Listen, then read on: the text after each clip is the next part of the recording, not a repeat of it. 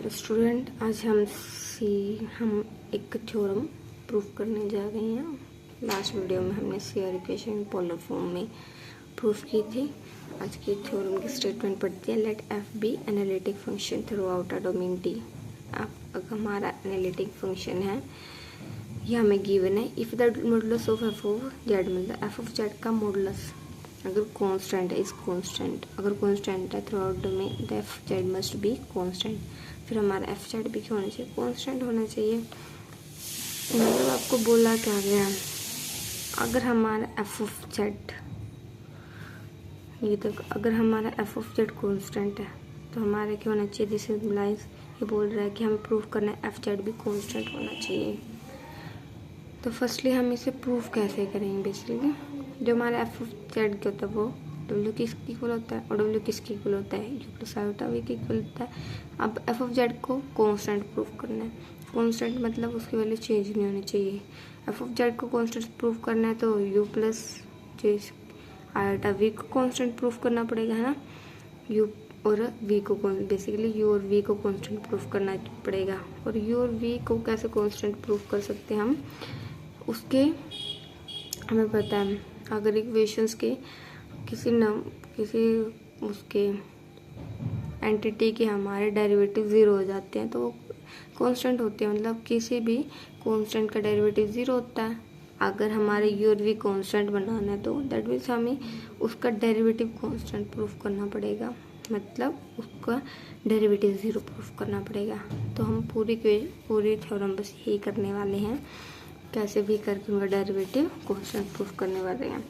First जो start करते हैं, let F be analytic function. अगर हमारा एनालिटिक है फंक्शन एफ, तो एक थ्योरम होती है कि अगर कोई फंक्शन एनालिटिक है तो वो सीआर इक्वेशन को भी सेटिस्फाई करता है।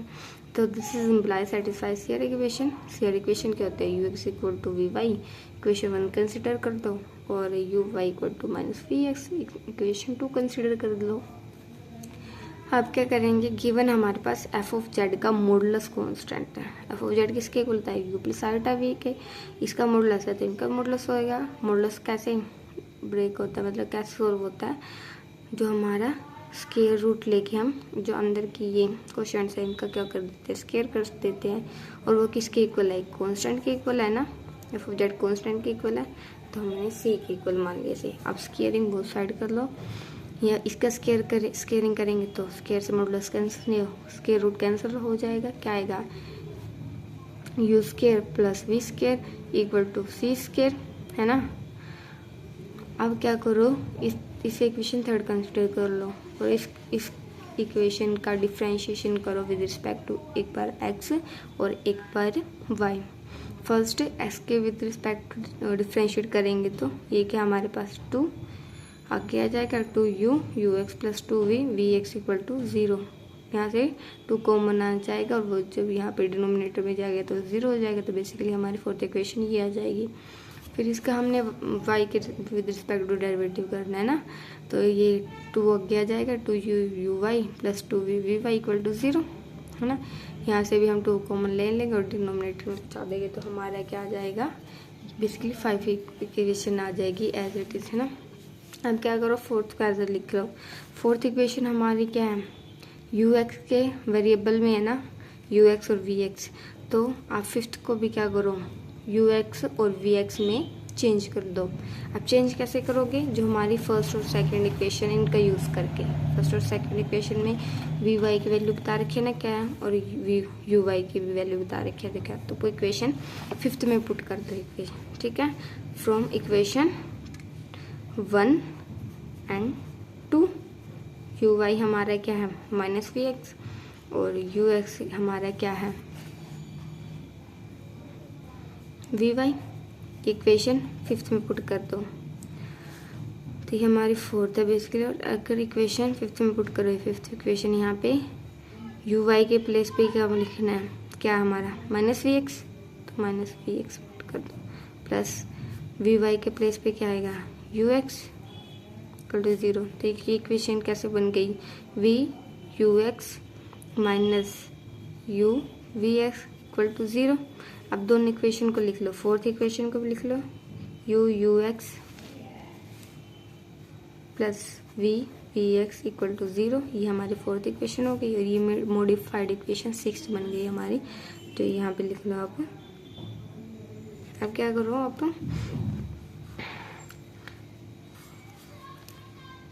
ये इक्वेशन हमने ऐसे राइट कर दी माइनस यू वी एक्स। अब देखो ये कैंसिल होने के लिए हमें क्या करना पड़ेगा, फर्स्ट इक्वेशन को तो क्या मल्टीप्लाई करना पड़ेगा u से और सेकंड को v से। करो मल्टीप्लाई, क्या आ जाएगा U square U x plus U V x equal to 0।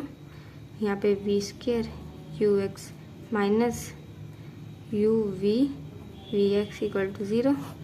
ये देखो ये सेम है और प्लस माइनस है तो ये कैंसिल हो जाएगा। हमारा क्या आ जाएगा यहाँ से